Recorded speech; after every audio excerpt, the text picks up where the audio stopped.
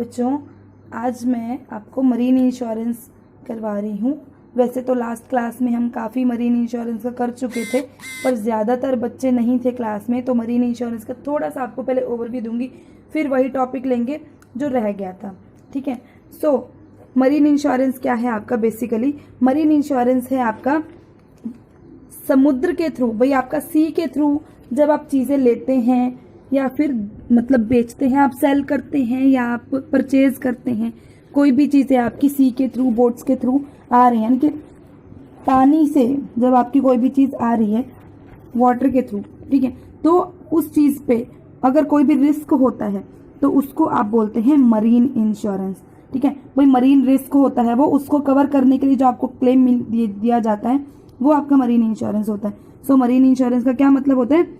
भाई it is contract of indemnity under which the insurance company promises the insured to compensate for any damage arising out of marine risk। ठीक है, तो इसका क्या मतलब है? भाई ये कॉन्ट्रैक्ट है आपका इंडेमनिटी का। इंडेमनिटी का आपको पहले बताया हुआ मैंने इंश्योरेंस का करवाते हुए। भाई इंडेमनिटी क्या होती है? भाई जितना आपका रिस्क हुआ है उतना आपको पैसा दे दिया जाएगा, उतना आपको क्लेम मिल जाएगा। ठीक है, सो आपका इंडेमनिटी के क्या हो गया? जितना आपको लॉस होगा उतना कंपनसेशन आपको मिल जाएगा। तो मरीन इंश्योरेंस बेसिकली आपका क्या है?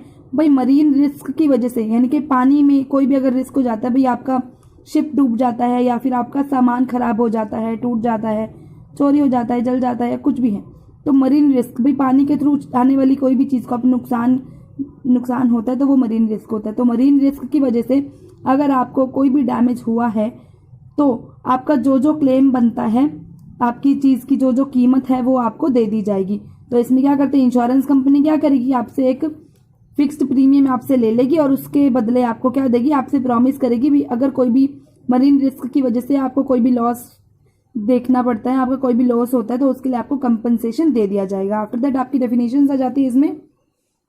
सो it is contract whereby the insurer undertakes to indemnify the assured in the manner and to the extent thereby agreed against marine losses, that is to say loss incidental to marine adventure। भाई marine adventure मतलब आपका जो आप पानी के through, आप सी के through, आप शिप वगैरह से कहीं आ जा रहे हैं या फिर अपना सामान वगैरह आप इंपोर्ट एक्सपोर्ट अगर कुछ भी ऐसा कर रहे हैं तो क्या होगा इसमें? भाई दूसरी एक सिटी से दूसरी सिटी तक लेकर जा रहे हैं सामान, या फिर आपको कुछ और भी ज़्यादा बड़ा इसमें हो सकता है।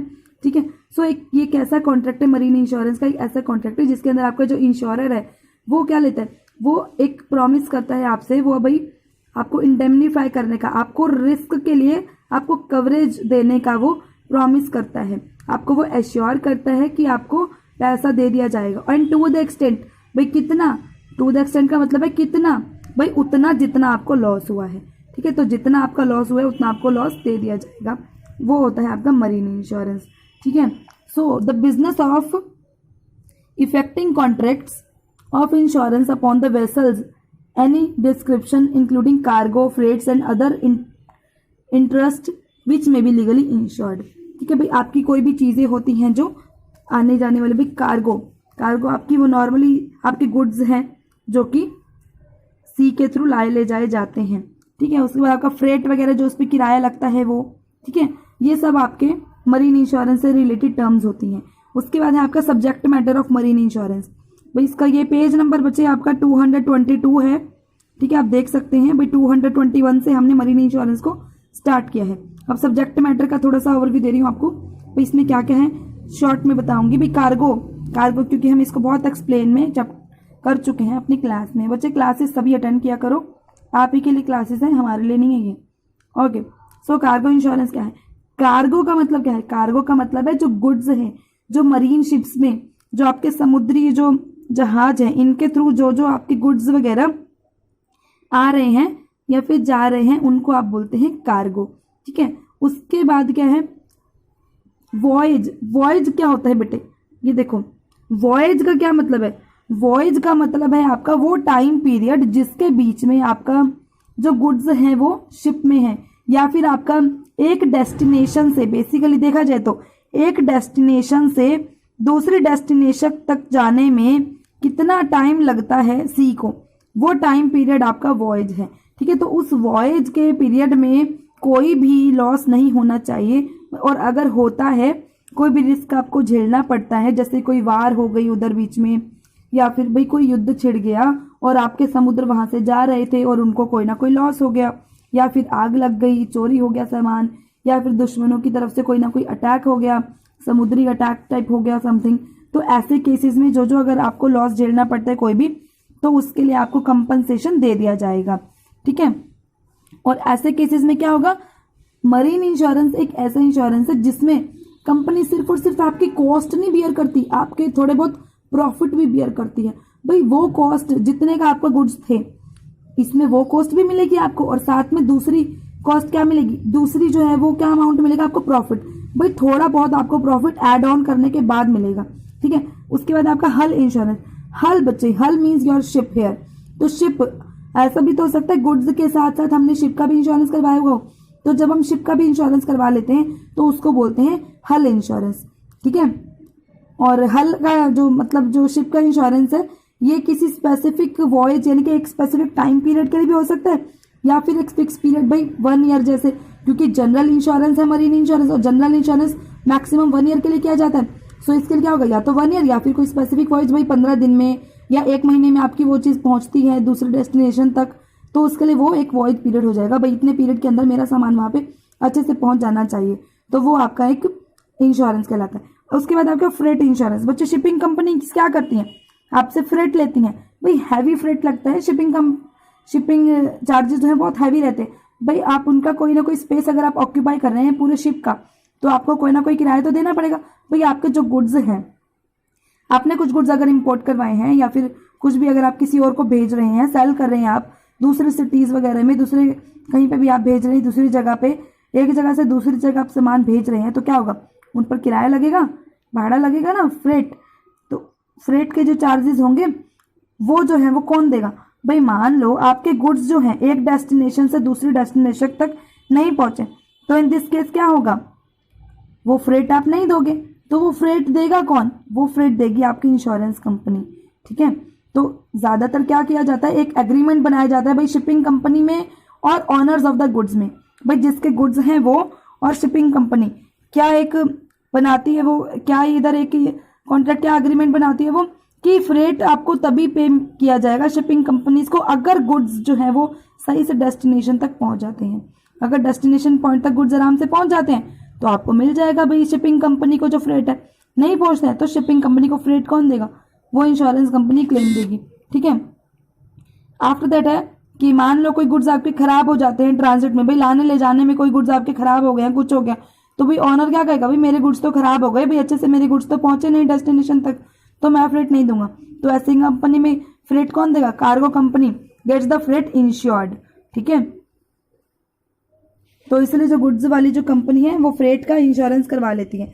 उसके बाद है आपका लाइबिलिटी इंश्योरेंस। भाई लाइबिलिटी इंश्योरेंस क्या होता है, it is known as third party insurance. देखो बेटे, अगर जैसे थर्ड पार्टी आजकल आपका किया जाता है ना, नॉर्मली आपके एक्टिवा वगैरह में जैसे किया जाता है, बाइक्स वगैरह में किया जाता है, भाई आपके थर्ड पार्टी इंश्योरेंस क्या होता है, भाई अगर एक पार्टी से दूसरी पार्टी को कोई भी लॉस हो जाता है, कोई भी उसको कंपनसेशन देना पड़ता है, तो उसको कंपनसेशन कौन देगा, उसको कंपनसेशन देगी इंश्योरेंस कंपनी। आपका एग्जाम्पल है इधर, क्या एग्जाम्पल है भाई, अगर एक शिप दूसरे शिप से टकरा गया है आपका, तो पहले शिप को क्या देना पड़ेगा, दूसरे शिप को कंपनसेशन देना पड़ेगा। तो वो कंपनसेशन कौन देगा, अगर उसने इंश्योरेंस फर्स्ट शिप ने अगर करवाया हुआ थर्ड पार्टी इंश्योरेंस या लाइबिलिटी इंश्योरेंस अगर उसने करवाया हुआ, अगर उसके ऊपर कोई भी लाइबिलिटी हो जाती है तो उसको कौन पे करेगा, उसको पे करेगा उसकी इंश्योरेंस कंपनी, ओके। तो ऐसे केस में कौन इंश्योरेंस देगा, इंश्योरेंस कंपनी देगी। जो सेकंड कंपनी है, जो सेकंड शिप है उसको इंश्योरेंस पे करेगी, उसको जो उसकी लाइबिलिटी है वो पे कर देगी सेकंड शिप को जिसको नुकसान हुआ है। उसके बाद आपके प्रिंसिपल ऑफ मरीन इंश्योरेंस, ये दो प्रिंसिपल्स है, principle of insurable interest and principle of implied warranties. तो इंश्योरेबल इंटरेस्ट आपका क्या है, ये हम लास्ट क्लास में बिल्कुल कर चुके हैं, लेकिन जिन बच्चों ने नहीं किया ये उनके लिए है। भाई इंश्योरेबल इंटरेस्ट क्या होता है, इंश्योरेबल इंटरेस्ट बच्चे पहले भी आपने इंश्योरेंस के जो टॉपिक्स हैं उनमें ये आपने अच्छे से डिस्कस किया हुआ है। भाई इंश्योरेबल इंटरेस्ट क्या होता है, भाई जिसका जितना इंटरेस्ट है उस प्रॉपर्टी से, ठीक है ना, उस प्रॉपर्टी में जिसका जितना इंटरेस्ट है उसके हिसाब से ही पॉलिसी की जाती है। और देखो जो मरीन इंश्योरेंस है इसमें ये आपका जो इंटरेस्ट है इंश्योरेबल इंटरेस्ट, ये मेनली आपका प्रेजेंट होना चाहिए eight the time of damage. ये आप इसको रीड करके अच्छे से देखो, नहीं समझ में आएगा तो पूछना, ठीक है। So interest must be present at the time of damage. तो आपका डैमेज के टाइम पे इंटरेस्ट जो है वो होना चाहिए। जैसे आप लाइफ इंश्योरेंस में देखते हैं, भाई लाइफ इंश्योरेंस में क्या होता है, भाई ज्यादातर आपकी जब पॉलिसी की जाती है तब देखा जाता है आपका इंटरेस्ट। भाई आप किसका इंश्योरेंस करवाए, वाइफ का करवा रहे हैं, बच्चों का करवा रहे हैं या किसी का करवा रहे हैं, वो उस टाइम पे देखा जाता है। लेकिन जो फायर इंश्योरेंस है उसमें क्या किया जाता है, भाई दोनों टाइम पे आपका इंटरेस्ट देखा जाता है। भाई जब आप पॉलिसी करवा रहे हैं तब भी, और जब आपको डैमेज हुआ है तब भी। लेकिन ये जो मरीन इंश्योरेंस है इसके केस में हम क्या देखते हैं, हम मेनली ये देखते हैं भाई जब लॉस हुआ है, जब डैमेज हुआ है, तब जो डैमेज्ड प्रॉपर्टी है उससे ओनर का कैसा रिलेशन है, क्या रिलेशन है, जैसे क्या इंटरेस्ट है उन दोनों का। जैसे ओनर का अपने शिप में इंटरेस्ट रहेगा, पैसेंजर्स का अपने गुड्स के लिए इंटरेस्ट रहेगा, ठीक है ना भाई, उनको अपने गुड्स में इंटरेस्ट रहेगा ना, भाई मेरे गुड्स सही से पहुंचने चाहिए अपनी जगह पर, अपनी डेस्टिनेशन पर, ठीक है भाई, मेरे गुड्स खराब नहीं होने चाहिए। जैसे एम्प्लॉयज रहेगा, employees and captain of ship in their salaries, ठीक है भाई, जो शिप के एम्प्लॉयज हैं या कैप्टन हैं उनको क्या मिलेगा, सैलरीज मिलेंगी। तो अगर कोई भी अगर वहाँ डैमेज रहता है, अगर कोई लॉसेज वहाँ होते हैं शिप पर, तो उन सबके लिए कंपनसेशन तो एम्प्लॉयज को भी मिलेगा, ठीक है ना भाई, एम्प्लॉयज को भी तो लॉस हो गया ना सैलरीज का। ऐसे owner of goods in his goods and money lender who has provided money on the security of goods in this goods, ठीक है। जो अगर मनी लेंडर कोई है वो आपको पैसा प्रोवाइड करवा रहा है, भाई गुड्स लेने के लिए किसी ने आपको पैसा दिया था, भाई लो इतने पैसे लो, ये गुड्स लो, वहां पे पहुंचा देना, मतलब कुछ ना कुछ उनका इंटरेस्ट रहता है बीच में। And person who charges freight in that freight, और जिस पर्सन को किराया मिलने वाला था उस पर्सन का भी यहाँ पे पूरा इंश्योरेंस के लिए क्लेम किया जा सकता है, जैसे इंश्योरेंस कंपनी आपकी, ठीक है। उसके बाद आपका प्रिंसिपल ऑफ इम्प्लाइड वारंटीज। भाई इम्प्लाइड वारंटीज क्या होती है, भाई आपकी कुछ ऐसी सिचुएशंस होती हैं, इम्प्लाइड वारंटीज का मतलब क्या है आपका, देखो ये हमने टॉपिक पहले भी पढ़ा हुआ है, इम्प्लाइड वारंटी और एक्सप्लाइड वारंटी। तो इम्प्लाइड वारंटी वो वारंटी होती है आपकी जो कि आपकी ज़रूरी नहीं है, कुछ ऐसी कंडीशंस होती हैं, कुछ ऐसी सिचुएशंस होती हैं जो कि आपकी रिलेशन में तो होती हैं। ओके, इसको रीड करो पहले तो,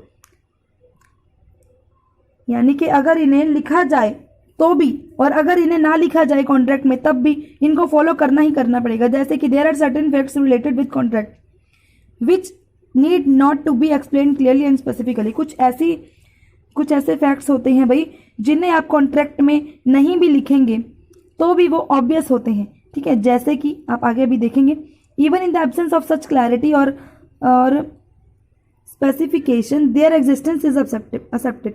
तो ऐसे केसेस में क्या होता है भाई, अगर आपने वो चीज़ मेंशन की हुई है, क्लैरिटी की हुई है आपने तब भी, और अगर क्लैरिटी नहीं की हुई है तब भी, दोनों ही केसेस में आपका ये जो इम्प्लाइड वारंटीज हैं इनकी एग्जिस्टेंस रहेगी, ठीक है। तो इम्प्लाइड वारंटीज की मतलब क्या है, इम्प्लाइड वारंटीज का ये वो वारंटीज है जो कि आपके जो कॉन्ट्रैक्ट है उनमें क्लियरली मेंशन नहीं भी होती हैं, तब भी इन्हें फॉलो किया जाना चाहिए। जैसे कि आपका पॉइंट है इधर worthiness of ship. Worthiness of ship का मतलब क्या है बच्चे, भाई that ship should not have any type of problem which can create the possibility of damage. भाई उसकी जो कहते हैं ना, भाई बेसिकली उस शिप को या फिर उस गुड्स को कोई भी ऐसा लॉस या फिर ऐसा कोई भी उसमें ऐसी सिचुएशन नहीं होनी चाहिए जो उन्हें ना पता हो, जो इंश्योरेंस कंपनी को ना पता हो, ठीक है।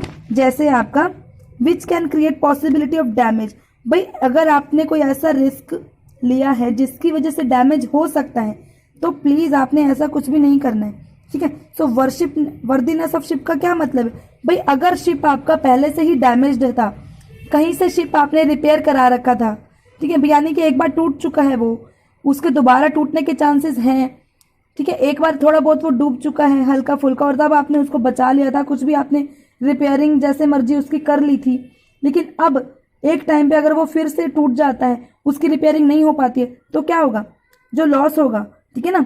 तो वो क्या होगा, ऐसे केसेस में आपको ये सब देखना पड़ेगा। भाई अगर शिप को पहले से ही रिपेयर की ज़रूरत थी और फिर भी आपने उसको पानी में उतार दिया है, ठीक है, तो ऐसे केसेस में आपके कॉन्ट्रैक्ट्स होते हैं जो कि हमेशा ही लागू होते हैं। भाई आपने कभी भी अपने टूटे फूटे सामान का यूज़ नहीं करना है, जिस टूटे फूटे सामान का अपना इंश्योरेंस जो है वो काम नहीं करेगा।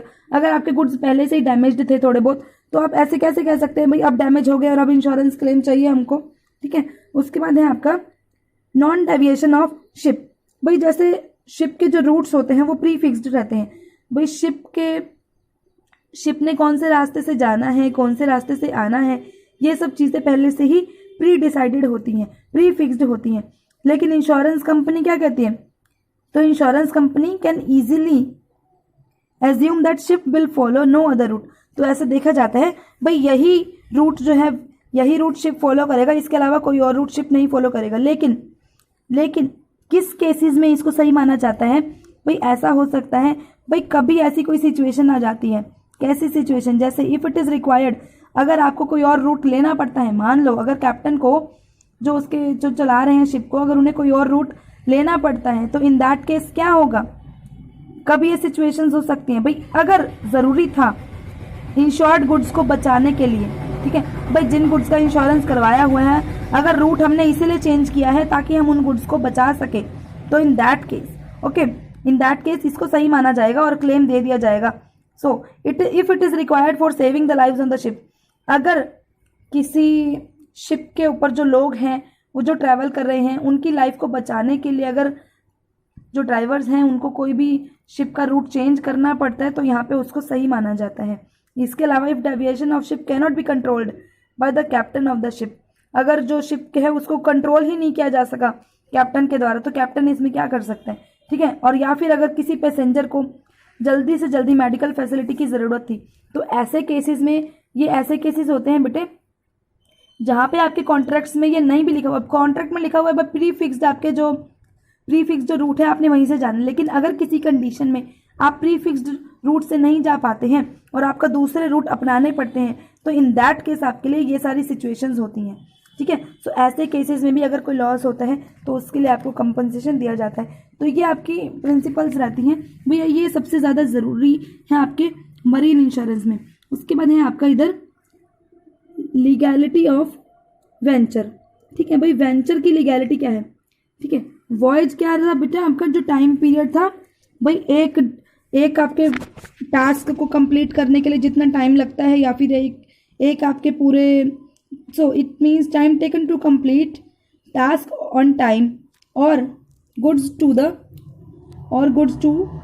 देयर डेस्टिनेशन, ठीक है ना। तो अगर उनके गुड्स को उनके डेस्टिनेशन तक पहुंचाने में जितना टाइम लगता है, या फिर किसी एक टास्क को भाई किसी एक जगह से दूसरी जगह पे जाने में इतना टाइम लगता है, वो आपका नॉर्मली वॉयज होता है, ठीक है। So in this contract the insurance company is bound to pay the compensation only when the objective of voyage is legal, ठीक है। तो अगर आपका वो जो टाइम पीरियड है वो लीगल है, ठीक है, जो आप काम कर रहे हैं, मेन यहाँ पे लीगैलिटी से है भाई, जो भी आप काम कर रहे हैं ना वो लीगल होना चाहिए, ठीक है। For instance if any tax is being evaded on the goods damage, भाई मान लो आपने कोई भी टैक्स वगैरह पे नहीं किए हैं किसी भी गुड्स के, या कुछ भी ऐसा केस आपके सामने आ जाता है भाई, कोई भी ऐसी जहां आपने लॉ को ब्रेक किया है और फिर आप कह रहे हैं भाई इंश्योरेंस का हमको क्लेम चाहिए, तो ऐसे केसेस में इंश्योरेंस का क्लेम आपको नहीं मिलेगा। Then the insurance company will not be liable to pay the compensation, ठीक है। तो मतलब हमेशा आपको जो लॉ है उनको फॉलो करना है, कभी भी उन लॉ को आपने ब्रेक नहीं करना है, ठीक है। सो इसको हम बोलते हैं लीगैलिटी ऑफ वेंचर। भाई अगर आप किसी भी ऐसी एक्टिविटी में इंक्लूड होते हैं, इंडल्ज होते हैं किसी भी ऐसी एक्टिविटी में जहां आप लॉ को ब्रेक करते हैं, तो ऐसी एक्टिविटीज़ के केसेस में इंश्योरेंस आपको पे नहीं किया जाता है। उसके बाद है आपके difference between life insurance and general insurance. बच्चे कल से हम बैंकिंग स्टार्ट करेंगे, जो इसके आगे का जो चैप्टर है वो, तो ध्यान से आज ये इंश्योरेंस वाले टॉपिक खत्म हो रहे हैं। और आपको उसके बाद ये पोस्टल और ये टेलीग्राम सर्विसेज ये आपकी कट कर दी जा चुकी हैं, और अगर कट नहीं करी होंगी तो आप मुझे दोबारा बता देना, पर मैंने तो चेक किया था कट की जा चुकी हैं। उसके बाद आपका लाइफ इंश्योरेंस और जनरल इंश्योरेंस में क्या क्या डिफरेंस है भाई, टाइप्स ऑफ कॉन्ट्रैक्ट, ये सभी आप पहले पढ़ चुके हैं, तो बिल्कुल शॉर्ट में बताऊंगी। सो लाइफ इंश्योरेंस क्या है, ये आपका इंडेमनिटी का कॉन्ट्रैक्ट नहीं होता है, ये सिर्फ और सिर्फ आपका ऐसा कॉन्ट्रैक्ट होता है जिसमें आपको सम एश्योर्ड इज मेड, ठीक है ना। तो आपको एक सम एश्योर्ड जो है एक टाइम पीरियड के बाद आपको वो सम एश्योर्ड आपको मिल जाता है, या फिर आपको जब डेथ होती है किसी पर्सन की तब मिल जाता है। उसके अलावा जनरल इंश्योरेंस है, ये क्या होता है, ये आपका इंडेमनिटी का कॉन्ट्रैक्ट होता है, जहाँ पे आपका जितना लॉस है आपको उतना पे कर दिया जाएगा एक पर्टिकुलर टाइम पर, ठीक है। उसके बाद क्या है आपका भाई ऑब्जेक्टिव, इसके ऑब्जेक्टिव क्या है, लाइफ इंश्योरेंस के क्या ऑब्जेक्टिव है, लाइफ इंश्योरेंस के आपके ऑब्जेक्टिव है भाई, objective of this insurance is to control financial problems of self and family. तो लाइफ इंश्योरेंस कोई किस लिए करवाता है भाई, अपनी फैमिली को अच्छे से फाइनेंशियली उनको सिक्योरिटी देने के लिए करवाते हैं, ठीक है ना। भाई हमारी फैमिली को आगे चल के हमारे बिना कोई भी दिक्कत ना हो, या फिर हम हैं तब भी उन्हें एक सिक्योरिटी मिल सके, भाई हमारे पास इतना पैसा एक बार इकट्ठा आ गया है, भाई हमने कोई पॉलिसी करवा ली 15-20 साल के लिए, उसके बाद हमारे पास पैसा आ जाता है, इतना अच्छा पैसा मिल जाता है, इतना अच्छा कंपनसेशन मिल जाता है, तो उस पैसे को एट दैट टाइम आप किसी भी चीज़ के लिए यूज़ कर सकते हैं। जैसे किसी की शादी है, बच्चों की शादी है आपके, या फिर किसी पर्सन का भाई बच्चों ने पढ़ना है, बहुत हायर स्टडीज़ है, MBA वगैरह में कहीं पे आपने इन्वेस्ट करना है, भाई जहाँ आपको पैसे की ज़रूरत पड़ती है, आपने बच्चों की फ़ी पे करनी है, बहुत मोटे मोटे आपने कोर्सेज कराना है, आपने MBBS वगैरह करवानी है बच्चों की, तो इन दैट केस क्या होगा, आपको उस टाइम पे बहुत सारा पैसा मिल जाएगा, जिससे आपको इतना सारा पैसा तब इकट्ठा करने की ज़रूरत नहीं पड़ेगी, भाई आके वो कुछ पैसा आपके पास आ गया और पैसा लगता है तो आप अपने पैसे दे सकते हैं। आफ्टर दैट आपका जनरल इंश्योरेंस, इसमें क्या होता है, ये अब जनरल इंश्योरेंस क्यों करवाते हैं, आप करवाते हैं ताकि आप अपनी प्रॉपर्टी को सेफ रख सकें, ठीक है। सो आपकी प्रॉपर्टी के लिए सेफ्टी रहे, इसलिए आप जनरल इंश्योरेंस करवाते हैं।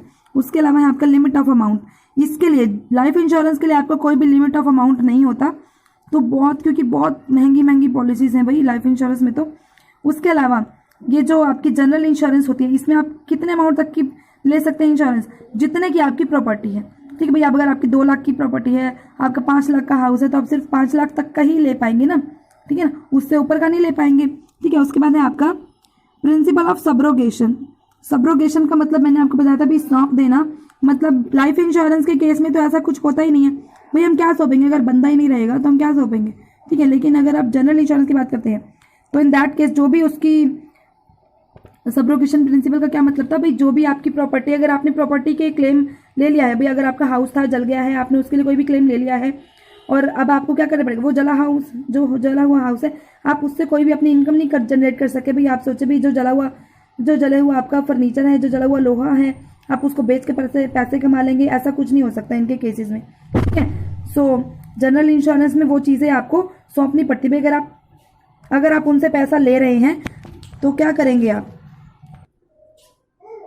Okay. So principle of subrogation क्या था भाई, आपको यहाँ पे करना पड़ेगा, मतलब आपको अपनी जो चीज़ें हैं, अगर आपने उसके लिए इंश्योरेंस करवाया है तो वो चीज़ें आपको उन्हें देनी पड़ेंगी भाई, उसके जो चीज़ों को बेचकर जो पैसा कमाएगी वो कमाएगी, आप नहीं कमा सकते, ठीक है। उसके बाद है आपका पीरियड, ठीक है। पीरियड क्या है भाई, इसमें कोई भी आपका नंबर ऑफ ईयर्स, आपका पीरियड जो है लाइफ इंश्योरेंस में कोई भी कितना भी पीरियड हो सकता है भाई, 10 साल की लो, 15 साल की लो, 25 साल की लो, 35 साल की लो, आप पूरी लाइफ की लो, कोई फर्क नहीं पड़ता। लेकिन यहाँ जो जनरल इंश्योरेंस में आपका जो मैक्सिमम पीरियड होता है आपका 1 ईयर का होता है। उसके बाद सेफ्टी एंड इन्वेस्टमेंट, सेफ्टी और इन्वेस्टमेंट, ये आपके लाइफ इंश्योरेंस में तो ये दोनों ही एलिमेंट्स होते हैं, ठीक है। आपको प्रोटेक्शन भी मिलता है और आपको इंश्योरेंस भी मिलता है, आपको क्लेम भी मिलता है, ठीक है ना, आपको इन्वेस्टमेंट भी मिलता है। लेकिन जो जनरल इंश्योरेंस है यहाँ सिर्फ और सिर्फ आपको सेफ्टी मिलती है। आपको इंश्योरेबल इंटरेस्ट आपका अभी पीछे भी डिस्कस किया भाई, आपका यहाँ पे जब आप इंश्योरेंस पॉलिसी ले रहे होते हैं, इंश्योरेबल इंटरेस्ट आपका तब मायने रखता है। लेकिन जब आप जनरल इंश्योरेंस की बात करते हैं, इन इंश्योरेंस है उसमें eight the time of loss जरूरत होती है, लेकिन जो फायर इंश्योरेंस है उसमें आपका दोनों टाइम पर ही देखा जाता है, at the time of taking the policy and as well as at the time of loss, ठीक है। लेकिन मरीन में सिर्फ और सिर्फ at the time of loss. After that आपका मोरल रिस्क, भाई आपका रिस्क क्या होता है, भाई जो रिस्क है, the risk is minimum here because no person would like to kill himself. भाई रिस्क जो है ना आपका, भाई कंपनी को क्या रिस्क हो सकता है इससे, भाई कोई भी पर्सन अपने आप को खुद नहीं मारेगा ना, तो सबसे बड़ा रिस्क लाइफ इंश्योरेंस में तो यही है। लेकिन जो जनरल इंश्योरेंस में, इसमें कई बार ऐसे केसेस आ जाते हैं भाई, कोई हो सकता है कोई किसी भी पर्सन ने अपना जो भी लॉस किया है वो खुद किया हो, कोई भी अपने गुड्स हैं वो खुद ही खराब किए हों, ठीक है। तो ऐसे केसेस में बहुत अच्छे से जांच पड़ताल की जाती है भाई, आपके गुड्स जले तो कैसे जले, शॉर्ट सर्किट हुआ तो कैसे हुआ, कोई आपने तो नहीं करवाया, ये सब यहाँ पे देखा जाता है। So this is risk is higher as many people can damage property themselves and as ask for compensation, okay. After that आपका सरेंडर वैल्यू, भाई यहाँ पे आपको surrender value life insurance policy में क्या मिलती है, it has a surrender value. Surrender value का मतलब क्या है भाई, अगर आप बीच में उस कॉन्ट्रैक्ट को तोड़ना चाहते हैं, इन दैट केस क्या होगा भाई, अगर आप किसी भी कॉन्ट्रैक्ट को बीच में ही खत्म करना चाहते हैं भाई, आप 3 साल, लेकिन उसकी भी एक यहाँ पे लिमिट रहती है भाई। अगर आप नॉर्मली आपकी लाइफ इंश्योरेंस में क्या रहता है भाई, अगर आप 3 साल किसी पॉलिसी को भर लेते हैं और उसके बाद आप नहीं और भर सकते हैं तो आप उसको तोड़वा सकते हैं, तो जितना अमाउंट आपका बनता है उसमें से कुछ ना कुछ इंटरेस्ट वो काट लेते हैं, बाकी आपको दे देते हैं, ठीक है। तो surrender value life insurance policies में होता है, ठीक है। तो कुछ ना कुछ मनी आपको रिफंड कर दिया जाता है अगर आप पॉलिसी को तोड़वाना चाहते हो, लेकिन उसके लिए भी एक लिमिट होती है, जैसे 3 ईयर्स की एक लिमिट होती है आपकी लाइफ इंश्योरेंस पॉलिसीज में। लेकिन आपकी जनरल इंश्योरेंस में अगर आप पॉलिसी को तोड़वा लेते हैं भाई, आप एक बार पे कर चुके हैं, अगर आप उसके बाद उसको तोड़वाते हैं भाई, हमको सरेंडर वैल्यू चाहिए, तो कोई भी ऐसी सरेंडर वैल्यू नहीं मिलेगी, क्योंकि 1 ईयर के ही होते हैं बेटे, अगर आप एक बार पे कर चुके हैं इसके लिए तो उसके बाद आपको कुछ भी वापस अमाउंट नहीं मिलेगा। तो ये था बच्चे आपका मरीन इंश्योरेंस। ओके, तो अच्छे से इसको पढ़ लेना। और कोई भी प्रॉब्लम होगी तो आप मुझे कमेंट कर सकते हैं, आप मुझे बता देना कोई भी दिक्कत होगी तो।